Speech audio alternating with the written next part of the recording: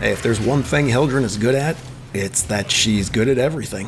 Steel Path, Arbitrations, the Index, Iron Man cosplay, dog walking, Mexican wrestling, y mucho más. You want a build that covers, well, most of those things? Then stick around. This is Hardcore Endgame.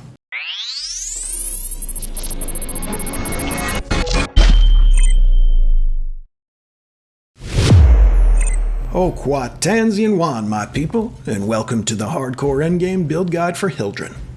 I'd love to jump right into the build, but my agent won't let me move forward until you've clicked the like button. Look, she's 2 years old and she always gets her way, so just click the button and stop holding up the video for everyone else, alright? Alright. As I mentioned in the intro, Hildryn is a real Renaissance frame, one that seems to excel at pretty much everything.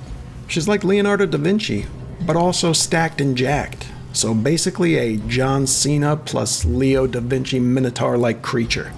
Pretty cool, right? But she's also a lady, so I don't know. Maybe throw Taylor Swift in there too? Wow. Wow. Am I the only one who just got a massive fear boner? Let me know in the comments section. You don't have to say it out loud. Let's move on. Build requirements. Yeah, build requirements. Alright, listen, I'm going to be completely honest with you. If you haven't done it already, acquiring Hildryn is probably not going to be the most fun you've ever had in Warframe. You need to have access to the Vox Solaris Syndicate, which means you have to complete the entire quest line on Fortuna Venus. You also need to be rank 2, or agent, with that syndicate, which means collecting a handful of different toroids, which are rare drops, in order to gain standing and rank up. And that's just to get her main blueprint. The chassis, neuroptics, and systems blueprints are all drops from the Exploiter Orb boss fight. However, you're guaranteed to get one of those 3 components each time you complete the boss fight, with the chassis and neuroptics having a drop chance of 38.72% each, and the systems making up the remaining 22.56%. And listen, in the world of Warframe, those are extremely good odds. You should expect to get all 3 drops in about a half dozen runs. If you're trying to acquire the necessary parts to build a John de Swift in real life, you'll find it much more difficult. Trust me, restraining orders are way more discouraging than RNG. Anyway, once you've got Hildryn, the remaining build requirements are pretty modest. You'll need an Orokin reactor, 4 Forma, and an Exilus adapter. You'll also need to have subsumed Wisp so you can transfer her Breach Surge ability to Hildryn via Helminth. The arcanes I'm using are powerful, but not mandatory. And while I also use Umbral Intensify, it doesn't require an Umbra Forma, and it can even be replaced with a regular Intensify with just a slight drop in power strength. Now let's talk about how the build works. If you're not familiar with Hildryn, her gimmick is that she's got a huge shield. I'm talking massive, like the biggest shield you've ever seen.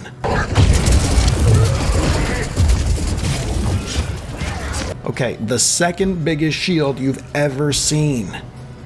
Instead of using energy to cast abilities, she sacrifices a portion of her shields. What this means is that, as long as we have a way to replenish our shields, we can spam our abilities. Her 2, Pillage, sends out a wave of energy in a circle around Hildryn, which then returns to her a few seconds later.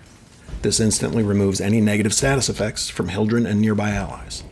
Enemies hit by the wave have a portion of their armor and/or shield stripped, and when the wave returns to Hildryn, it replenishes her shields and provides overshields based on how much was stripped off enemies. Her 3, Haven, is a channeled ability that shields nearby allies and also constantly damages enemies within a 35-meter radius. For most normal star chart missions, using these 2 abilities in concert will allow you to instantly annihilate anything that comes near you.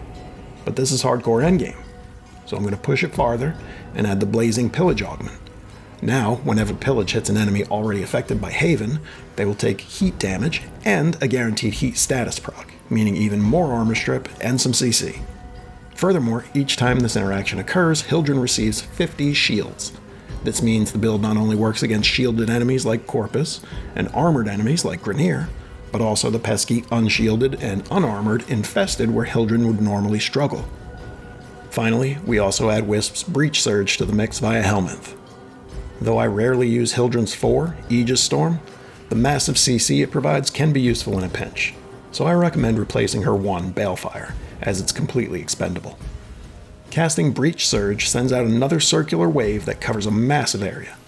Enemies in line of sight are hit by it and blinded for a period of time. Whenever an affected enemy takes damage, they have a chance to release a Surge Spark, which will seek out the head of a nearby enemy. Killing a blinded enemy has a 100% chance to release one of these sparks. The way it works is... What the hell is that? Oh, okay. Nerd alert. So it takes the amount of damage which caused the spark, turns it into radiation damage, gives it a damage multiplier and some status chance based on ability strength, and adds a very decent 1.5% critical damage multiplier.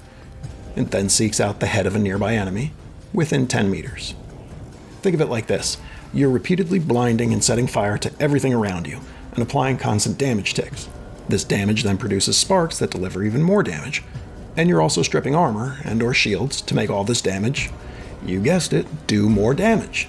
And this is all assuming you never even use a weapon. Toss in the huge burst damage of, say, Kuva Ogress, and the sparks get extremely dangerous. Or, since you don't need to use the Nurik because Hildryn doesn't use energy, switch to Naramon and use your favorite melee weapon. Weapon choice is totally up to you, so do whatever slaps your gap, but rest assured that whatever you use will create more sparks, more damage, more death, and more destruction. Now that you understand how it all works, let's take a look at the actual build. Corrosive Projection is going to provide the most effective damage super late game, but you can go with Growing Power in the aura slot otherwise. We go a little bonkers with Power Strength, using Power Drift, Umbral Intensify, Blind Rage, Transient Fortitude, and Augur Secrets. Stretch and Augur Reach give us plenty of range on our abilities, especially in a melee-heavy scenario. As I mentioned earlier, Blazing Pillage is absolutely essential to the build. And finally, I'm slotting in Redirection because I find it better to have a beefy pool of shields to pull from when things get hairy. If you're wondering why I haven't changed the D polarity where Augur Reach is, it's because I need that D polarity in my build for the Index. In this slight variation of the build, I further boost the shield amount with Primed Vigor at the cost of some range, so I can comfortably take on the highest levels of financial stress. You may notice that I've also swapped out Breach Surge for Ensnare in the Helmet slot. I like the CC it provides, but you can go with whatever you want here.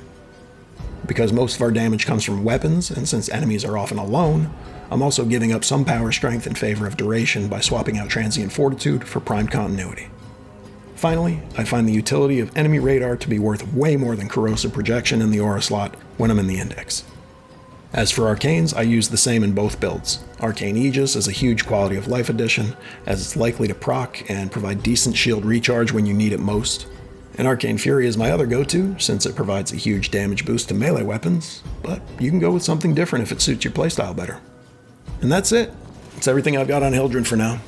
I certainly hope you enjoyed it. If you didn't, well, that's really more of a you problem now that I think about it. Between the solid info, quality jokes, and the introduction of what will most likely be the next Sports Illustrated swimsuit cover model, there's really something for everyone. I don't know, maybe try to figure out what you did wrong and correct it before my next video. Alright? Alright, good talk.